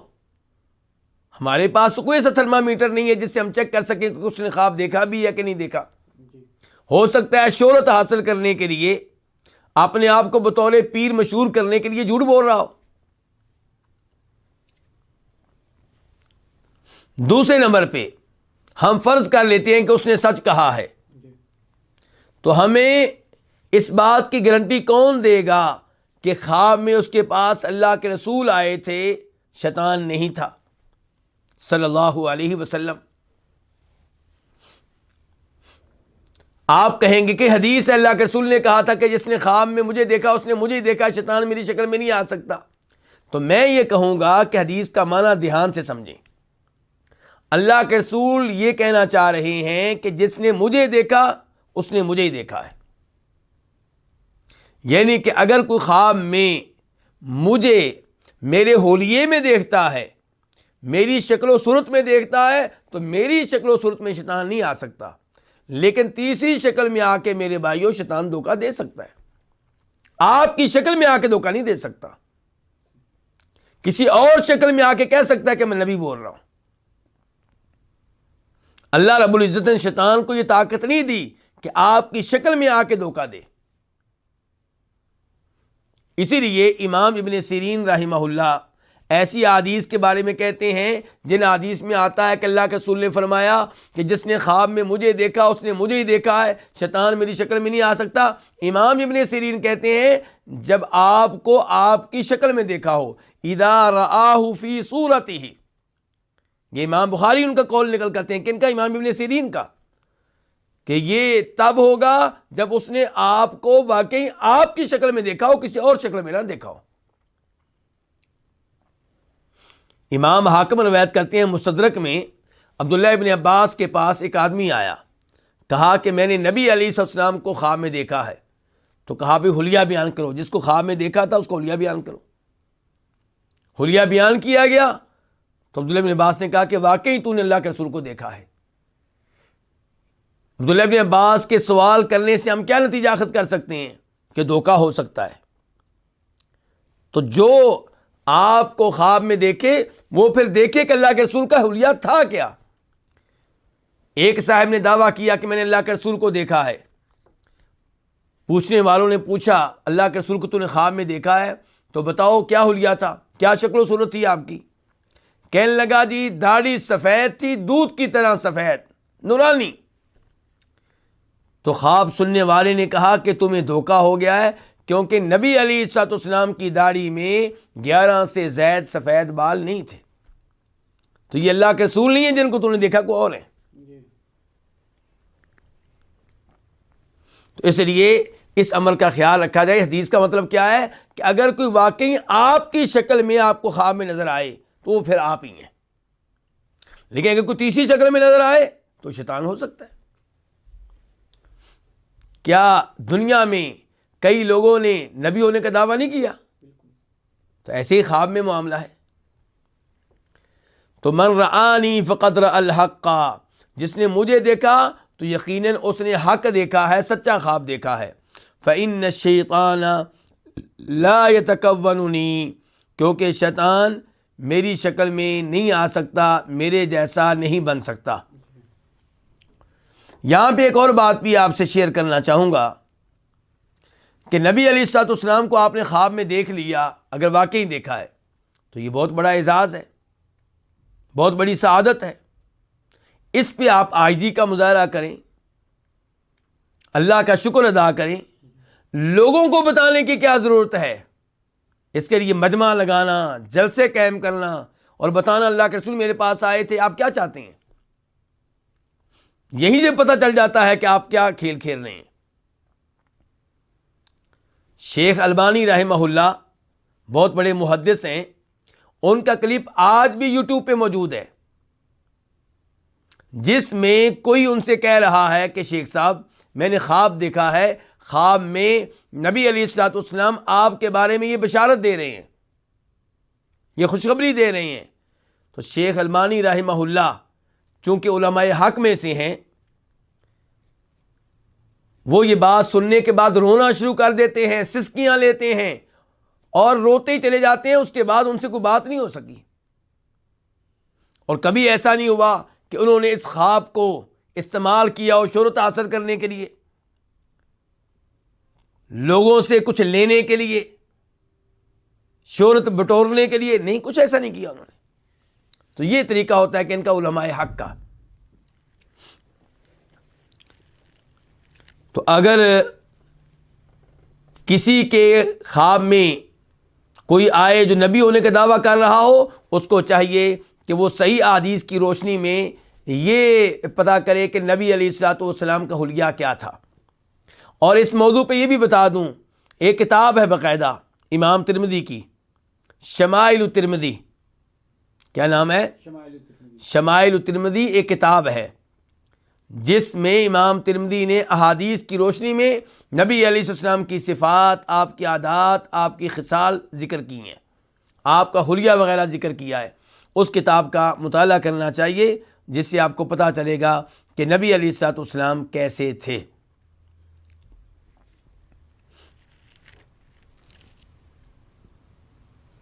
یہ کتاب پکڑیے گا ذرا، بلکہ میں کتاب چاہوں گا کہ آپ لے لیں، اس لیے آپ کو پورا یہ نیچے یہ درمیان میں آگے، ادھر آگے آگے آگے آگے، یہ جی یہ کتاب ہے، یہ پہلے آپ دیکھ لیں، اس کے بعد میں آپ کو اس کا نام بتاتا ہوں۔ یہ ہے نبی کریم صلی اللہ علیہ وسلم کے شب و روز۔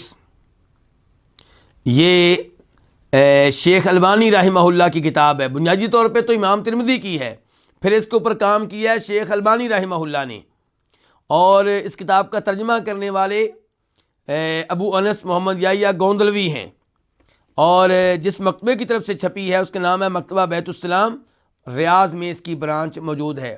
ایک ہے مکتبہ دار السلام، یہ اس سے ہٹ کے ہے مکتبہ بیت السلام۔ تو یہ بڑی عمدہ کتاب ہے، اس کا آپ مطالعہ کر سکتے ہیں۔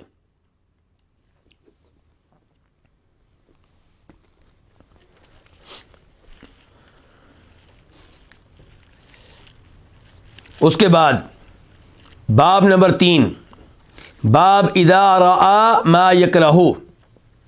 باب یہ ہے کہ جب خواب میں وہ چیز دیکھے جو اس کو بری لگے، یعنی کہ جب ایسا خواب دیکھے جس خواب میں جو دیکھ رہا ہے اس کو کیا لگے؟ برا لگے، تب کیا کرے؟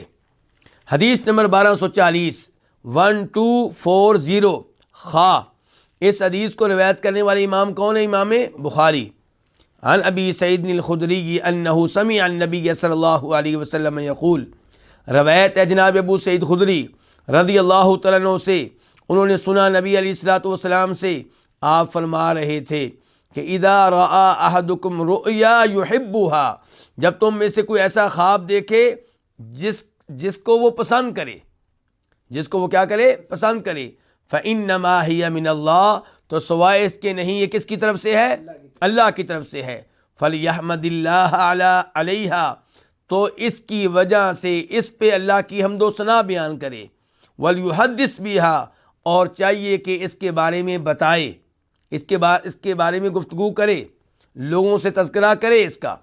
وَإِذَا رَآ غَيْرَ ذَلِكَ مِمَّا يَكْرَهُ، اور جب وہ دیکھے اس کے علاوہ اس میں سے کوئی خواب جس کو وہ ناپسند کرتا ہے، فإنما هي من الشیطان، تو سوائے اس کے نہیں، یہ شیطان کی طرف سے ہے۔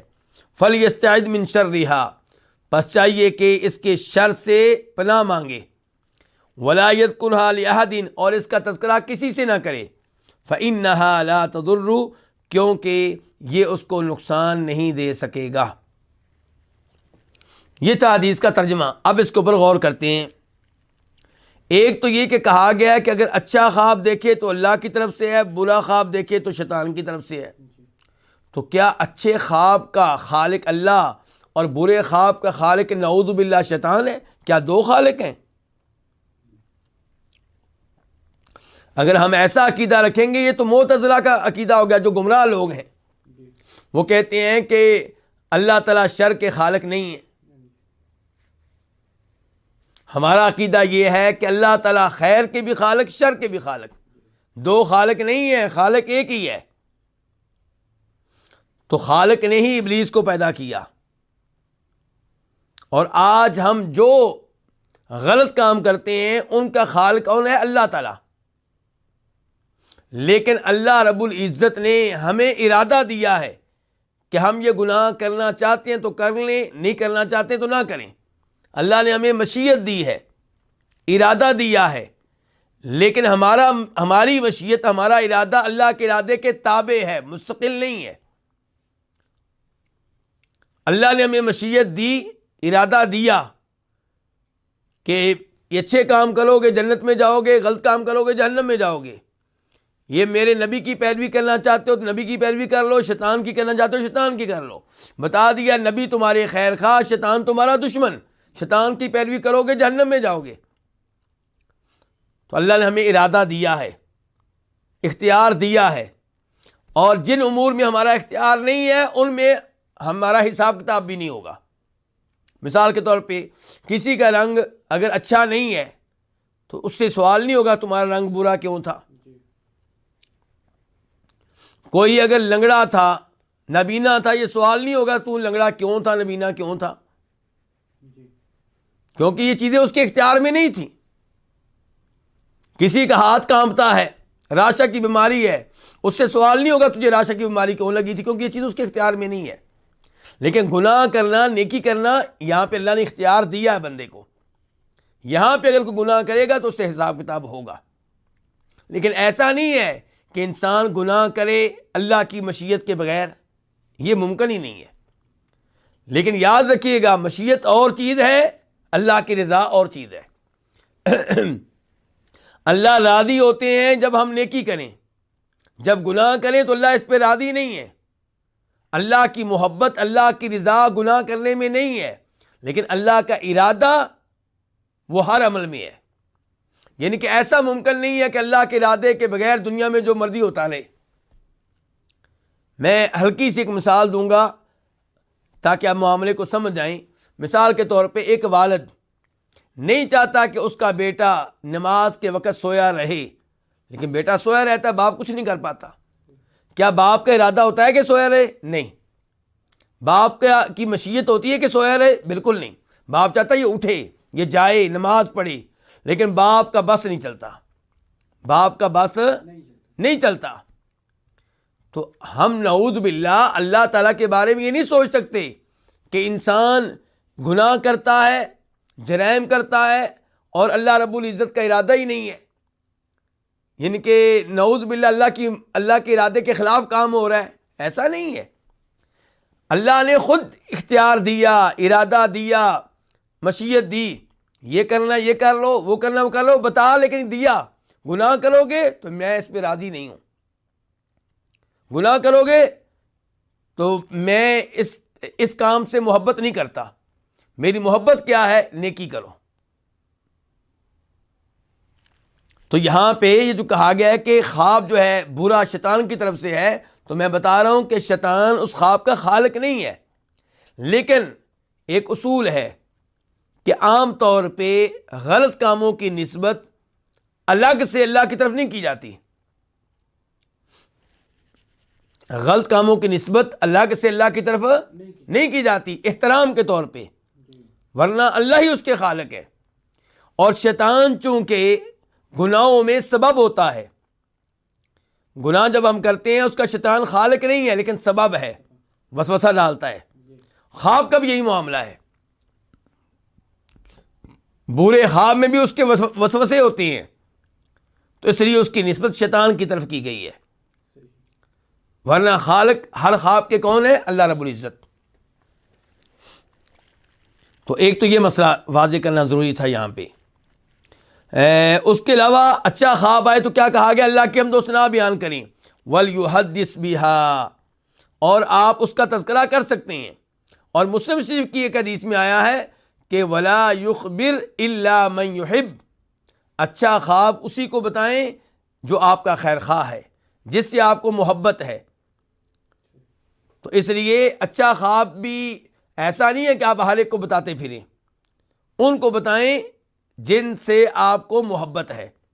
آپ اپنی وائف کو بتا سکتے ہیں، بچوں کو بتا سکتے ہیں، اور ان سے بھی کہیں کہ بہت زیادہ بتانے کی ضرورت نہیں ہے. اس کے بعد وَإِذَا رَأَىٰ غَيْرَ ذَلِكَ، اور اگر اس کے علاوہ خواب دیکھے مما، ان چیزوں میں سے جن کو ناپسند کرتا ہے، تو فَإِنَّمَا هِيَ مِنَ الشَّيْطَانِ، تو یہ شیطان کی طرف سے ہے، اس کی دخل اندازی ہے. فَلْيَسْتَعِذْ مِنْ شَرِّهَا، تو اس کے شر سے کیا کرے؟ پناہ مانگے. خواب کے شر سے پناہ مانگے. کس سے؟ اللہ تعالیٰ سے، کہ یا اللہ میں نے برا خواب دیکھا ہے، یا اللہ اس کے شر سے مجھے محفوظ رکھنا. تو رابطہ کس سے کرنا ہے؟ اللہ رب العزت سے. اور اللہ سے پناہ مانگنا شیطان سے بچنے کے لیے یا برے خواب کے شر سے بچنے کے لیے، یہ عبادت ہے.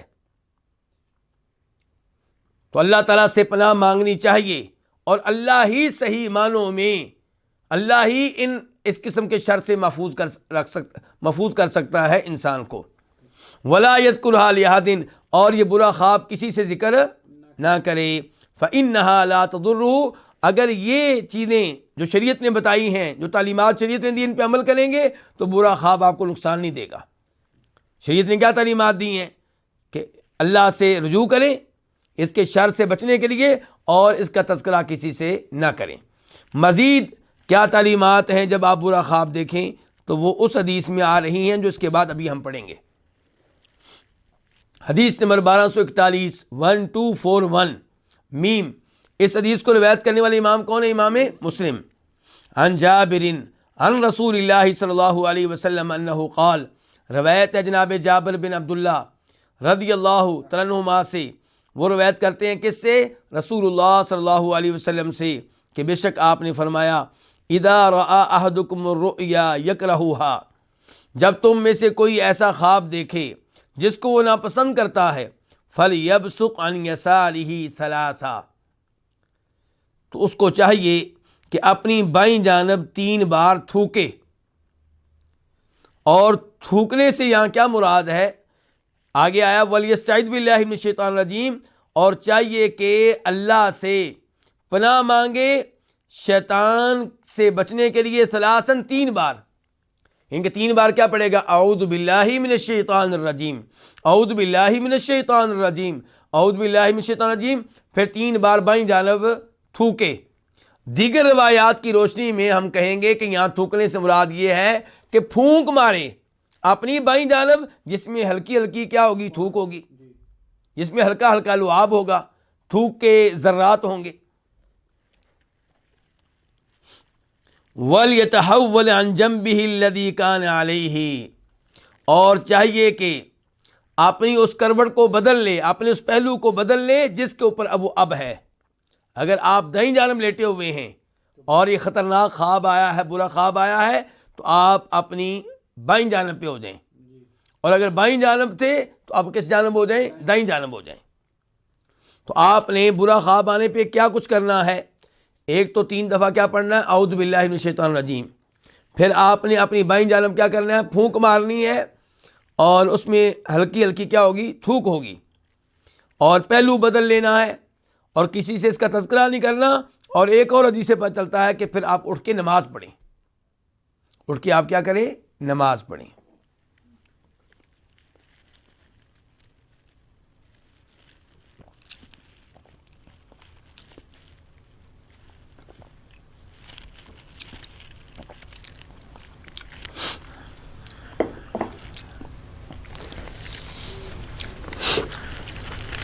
اس کے بعد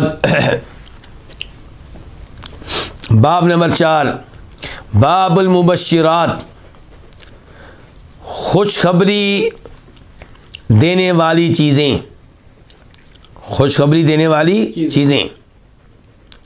حدیث نمبر 1242، 1242 خا۔ اس حدیث کو روایت کرنے والے امام کون ہے؟ امام بخاری۔ عن ابی ہریرہ رضی اللہ عنہ قال، روایت ہے جناب ابو ہریرہ رضی اللہ تعالیٰ عنہ سے، وہ کہتے ہیں سمعت رسول اللہ صلی اللہ علیہ وسلم یقول، میں نے سنا نبی علیہ الصلوۃ والسلام سے آپ فرما رہے تھے۔ جو فرما رہے تھے کب فرمایا؟ مسلم شریف کی حدیث میں وضاحت آئی ہے کہ اپنی آخری بیماری میں، جس بیماری کے بعد آپ فوت ہو گئے تھے، اس حدیث کو روایت کرنے والے صحابی عبداللہ بن عباس ہیں، جس میں یہ وضاحت آئی ہے کہ یہ حدیث آپ نے کب کہی تھی؟ اپنی آخری بیماری میں کہی تھی۔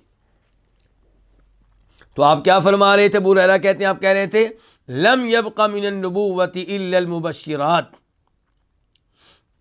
کہ نبوت میں سے کچھ باقی نہیں رہا سوائے مبشرات کے، خوشخبری دینے والی چیزوں کے، سوائے خوشخبری دینے والی چیزوں کے۔ قالوا، صحابہ کرام نے کہا ومل مبشرات، یہ کیا چیزیں ہیں خوشخبری دینے والی؟ خوشخبری دینے والی چیزیں کیا ہیں؟ قال، تو آپ نے فرمایا الرؤیا الصالحہ، اچھا خواب، اچھا خواب، سچا خواب۔ تو سچے خواب جو ہیں یہ مبشرات ہیں، خوشخبری دینے والی چیزیں ہیں۔ اور آپ کہہ رہے ہیں نبوت کے بعد اس کے علاوہ کچھ باقی نہیں رہا، یعنی کہ آپ یہ کہنا چاہ رہے ہیں کہ آپ کے نبی بن جانے کے بعد اب نبوت نہیں آئے گی، اب کوئی نبی نہیں آئے گا، البتہ مبشرات ہیں، خوشخبریاں مل جایا کریں گی۔ کس شکل میں؟ خواب کی شکل میں۔ یعنی کہ جیسے نبوت کس کی طرف سے ہے؟ اللہ کی طرف سے، تو ایسے ہی اچھے خواب کس کی طرف سے ہوں گے؟ اللہ کی طرف سے ہوں گے، یعنی کہ اللہ کا فضل ہوں گے، اللہ کا کیا ہوں گے؟ فضل ہوں گے، اللہ کی رحمت ہوں گے۔ تو ایسے ہی جیسے نبوت جو ہے وہ اللہ کا فضل ہے، اللہ کی رحمت ہے، ایسے ہی اچھے خواب جو ہیں یہ اللہ کی طرف سے ہوں گے۔ تو یہ چیز ایک باقی رہی ہے کہ ان خوابوں میں ہو سکتا ہے آپ کو کبھی کوئی بات اچھی معلوم ہو جائے اور وہ شریعت کے مطابق ہوگی، یہ ایسا نہیں ہوگا کہ شریعت کے خلاف ہوگی، ایسا نہیں ہے۔ تو ورنہ آپ کے بعد، آپ کی نبوت کے بعد اب کوئی اور چیز باقی نہیں رہی۔ اور یہ ذہن میں رہے کہ آپ نے الفاظ کب کہے ہیں؟ جب آپ فوت ہونے والے ہیں، فوت ہونے والے ہیں، تو آپ کہہ رہے ہیں نبوت میں سے کچھ باقی نہیں رہا سوائے مبشرات کے۔ بلکہ سورہ یونس کی آیت نمبر 64 64 لہم البشریٰ فی الحیات الدنیا وفی الآخرہ، اس سے مراد بھی یہیں لیا گیا ہے۔ اس آیت میں اللہ کہہ رہے ہیں لہم البشریٰ، ان کے لیے خوشخبری ہے دنیا کی زندگی میں اور آخرت میں۔ تو اس سے مراد کیا ہے؟ اس سے ایک مراد اچھے خواب ہیں، اس سے ایک مراد کیا ہے؟ اچھے خواب۔ چلیں جی، تو اچھے خواب آنے سے کوئی نبی نہیں بن جائے گا، اس کا مطلب یہ نہیں لینا چاہیے کہ اچھے خواب آئیں، مبشرات آئیں تو اس کا مطلب یہ ہے کہ آپ کو نبوت کا ایک حصہ مل گیا ہے۔ علماء کرام کہتے ہیں دیکھیں، اگر کوئی آدمی اونچی اونچی آواز سے کہہ رہا ہو اشہد ان لا الہ الا اللہ، تو کیا ہم کہیں گے وہ مؤذن ہے اور اذان دے رہا ہے؟ اشہد ان لا الہ الا اللہ یہ اذان کے الفاظ میں سے ہے یا نہیں؟ اذان کے کلمات میں سے ہے۔ تو اگر کوئی اونچی آواز سے ویسے اذان کے بغیر کہہ رہا ہو تو کیا ہم کہیں گے کہ یہ مؤذن ہے اور یہ اذان دے رہا ہے؟ نہیں۔ تو ایسے اچھے خواب آئے اگر کسی کو، تو یہ نہیں کہہ سکتا کہ میں نبی ہوں، یا لوگ یہ نہیں کہہ سکتے کہ نبی ہے، اور نہ یہ کہہ سکتے ہیں کہ نبوت کا ایک حصہ اس کو مل گیا ہے۔ لیکن مراد یہ ہے کہ جیسے نبوت اللہ کی طرف سے ہے، ایسے اچھے خواب کس کی طرف سے ہیں؟ اللہ کی طرف سے ہیں۔ اس کے بعد باب نمبر 5، باب من کذب فی حلومہ، جو اپنے خواب میں جھوٹ کہے، یعنی کہ جو جھوٹا خواب بیان کرے، وہ خواب بیان کرے جو اس نے دیکھا ہی نہیں، ایسی چھوڑ رہا ہے اپنی طرف سے۔ حدیث نمبر کیا 1243 1243 خا۔ اس حدیث کو روایت کرنے والے امام کون ہے؟ امام بخاری۔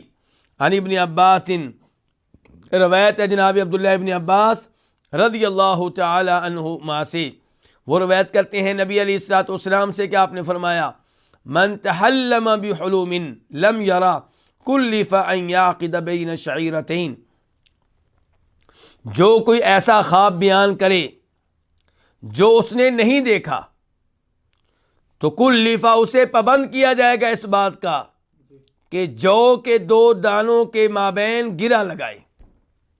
روز قیامت اس سے کہا جائے گا کہ جو کے 2 دانے لے لو اور ان کے درمیان گرہ لگاؤ، اور جو کے 2 دانوں کے درمیان گرہ لگانا ممکن نہیں ہے، وہ نہیں لگا سکے گا۔ اس کا مطلب یہ ہے کہ جب تک یہ کام نہیں کرے گا اس کو عذاب ہوتا رہے گا۔ تو من تحلم، جو اپنی طرف سے خواب بیان کرے دیکھا نہیں ہے، من تحلم، جو ایسا خواب بیان کرے بحلوم لم یرہ، ایسا خواب بیان کرے جو اس نے دیکھا نہیں ہے، کلفا، اسے پابند کیا جائے گا اس بات کا کہ ان یعقدہ، وہ گرہ لگائے، بین شعیرتین، جو کے 2 دانوں کے مابین، ولن یفعل، اور وہ یہ کام کبھی بھی کر نہیں سکے گا۔ ومن استمع الی حدیث قوم وهم له کارہون، اور جو کان لگائے کسی قوم کی گفتگو کی جانب، وہم لہو کارہون، جب کہ وہ اس کو ناپسند کرنے والے ہوں، وہ نہیں چاہتے کہ یہ سنیں، وہ نہیں چاہتے کہ ہماری گفتگو سنیں، اور یہ کان لگا رہا ہے موبائل کے ذریعے، وہاں اس نے کوئی خفیہ کیمرہ لگا رکھا ہے یا خفیہ طور پہ موبائل رکھا ہوا ہے، وہاں پہ کوئی بھی طریقہ اس نے اختیار کیا ہوا ہے، تو فرمایا یہ غلط ہے۔ سزا کیا وہ آگے بیان ہو رہی ہے۔ وَمَنِ اسْتَمَعَ إِلَىٰ حدیث، یہ آج کل بہت عام ہے کہ اگر کوئی موبائل کہیں چھوڑ کے چلا جائے، واش روم میں چلا جائے، کسی کام سے چلا جائے، تو لوگ اس کا موبائل پکڑ کے چیک کرنے کی کوشش کرتے ہیں، اس نے کس کو کیا میسج کیا ہے، کسی نے اس کو کیا میسج کیا ہے، یہ موبائل کے ساتھ کیا کرتا ہے، کیا دیکھتا ہے۔ اور ایسے ہی لوگوں کے یعنی کہ کمپیوٹر چیک کرنے کی کوشش کی جاتی ہے، جبکہ لوگ نہیں چاہتے کہ میرے موبائل کو چیک کیا جائے، ہر ایک کی پرائیویسی ہوتی ہے، لوگ نہیں چاہتے کہ ان کے کمپیوٹر کو چیک کیا جائے۔ تو یہاں خبردار رہنا چاہیے، یہ لوگ جو جاسوسی کرتے ہیں یہ غلط ہے، سنیے دھیان سے۔ ہاں، اور ایسے ہی جب آپ کو کوئی فون کرے تو آپ اس کی گفتگو ریکارڈ کر لیں اس کو بتائے بغیر اور لوگوں کو سنائیں، تو یہ سارے کام غلط ہیں، کچھ اس حدیث کی وجہ سے اور کچھ دیگر حدیث کی وجہ سے۔ تو ومن استمع الی حدیث قوم، اور جو کان لگائے کسی قوم کی گفتگو کی جانب جب کہ وہ اس کو ناپسند کرنے والے ہوں، او یفرون منہ، یا اس سے بھاگ رہے ہوں، نہیں چاہتے کہ ہماری گفتگو سنیں، صب فی اذنہ العنق، تو اس کے کانوں میں ڈالا جائے گا پگھلا ہوا سیسا۔ کب؟ یوم القیامت، قیامت کے دن، قیامت کے دن اس کے کانوں میں پگھلا ہوا سیسا ڈالا جائے گا۔ ومن صور صورۃ عذب، اور جس نے کوئی تصویر بنائی اسے عذاب دیا جائے گا۔ وکلف، اور پابند کیا جائے گا، ان ینفخ فیہا، کہ اس میں روح پھونکے، ولیس بنافخ، اور وہ کبھی بھی روح نہیں پھونک سکے گا، یعنی کہ روح پھونک نہیں سکے گا، عذاب ہوتا رہے گا۔ تو تصویر بنانا جرم ہے، تصویر بنانا جائز نہیں ہے، اور اس میں تصویر کس چیز کی آتی ہے؟ جاندار چیزوں کی، جاندار چیزوں کی تصویر بنانا غلط ہے۔ بے جان چیزیں آپ ان کی تصویر بنا سکتی ہیں جن چیزوں میں روح نہیں ہوتی، مسجدوں کی، پہاڑوں کی، گاڑیوں کی بنا سکتی ہیں، لیکن ان عورت کی، مرد کی، جانور کی، پرندے کی تصویر بنائیں گے تو یہ جرم ہے اور اس کی وجہ سے عذاب ہوگا۔ البتہ وہ تصویریں جو کیمروں کے ساتھ بنائی جاتی ہیں اور جو موبائل کے ذریعے بنائی جاتی ہیں، ان کا باقی تصویروں سے فرق ہے۔ ایک تصویر یہ ہے کہ جو آپ اپنے ہاتھ سے بناتے ہیں، کسی کو دیکھ کے اس کی آپ تصویر بناتی ہیں اپنی کسی کاغذ پہ یا کپڑے پہ یا دیوار پہ یا کسی مجسمہ بناتے ہیں، یہ سب اس حدیث میں داخل ہیں۔ لیکن کیمرے کی تصویر یا موبائل کی تصویر، اس میں اختلاف ہے، بچنا بہتر ہے، اس میں اختلاف ہے۔ کیوں؟ کیونکہ موبائل اور کیمرے کی جو تصویر ہے اس کے بارے میں کئی علماء کرام کی رائے ہے کہ یہ تصویر ہے ہی نہیں، یہ تو وہی انسان ہے، تصویر نہیں، خود وہ ہے۔ تصویر یہ ہے کہ کسی کو دیکھ کے آپ بناتے ہیں، وہ اللہ کی مخلوق ہے انسان، اس کو دیکھ کے آپ اس کی طرح کا چہرہ بنا رہے ہیں، اللہ کی نقل کر رہے ہیں۔ لیکن یہ جو کیمرے میں ہے، موبائل میں ہے، یہ تصویر نہیں، یہ خود وہی ہے۔ جیسے آپ شیشے میں کسی کی تصویر دیکھیں، جیسے پانی میں آپ کسی کی تصویر دیکھیں، تو یہ علماء کرام کی رائے ہے۔ کچھ علماء کرام کہتے ہیں نہیں، وہ بھی تصویر، یہ بھی تصویر، وہ بھی غلط، یہ بھی غلط۔ اس لیے کیمرے اور موبائل کی تصویر بناتے ہوئے بھی شوقیہ تصویروں سے بچا جائے، اور جہاں پہ مجبوری ہے یا ضرورت ہے، جیسے تبلیغ کے لیے یہ تصویریں بنتی ہیں، تو ایسے امور کے لیے تو امید ہے کہ انشاءاللہ اس میں کوئی حرج نہیں ہے۔ اللہ رب العزت ہم سب کو معاف فرمائے، اور اللہ رب العزت قرآن و حدیث سمجھنے کی توفیق عنایت فرمائے۔ اللہ تعالیٰ آپ سب لوگوں کے رزق میں، آپ سب لوگوں کے علم میں، آپ سب لوگوں کی اولاد میں برکتیں ڈالے، اور اللہ تعالیٰ توحید پہ اور احادیث کے علم پہ ہمیں قائم و دائم رکھے، استقامت دے۔ اللہ تعالیٰ شیخ شمس الزمان حفظہ اللہ کو اور ان کے مرکز کو جزائے خیر دے، جو اس دورے کی نگرانی کر رہے ہیں، جن کے ذریعے یہ دورہ ہو رہا ہے، جو اس نیک کام میں سبب بنے ہوئے ہیں، اور ان کے ساتھی اور تعاون کرنے والے جو ویڈیو وغیرہ ہر چیز کا انتظام کرتے ہیں، ان سب کی محنت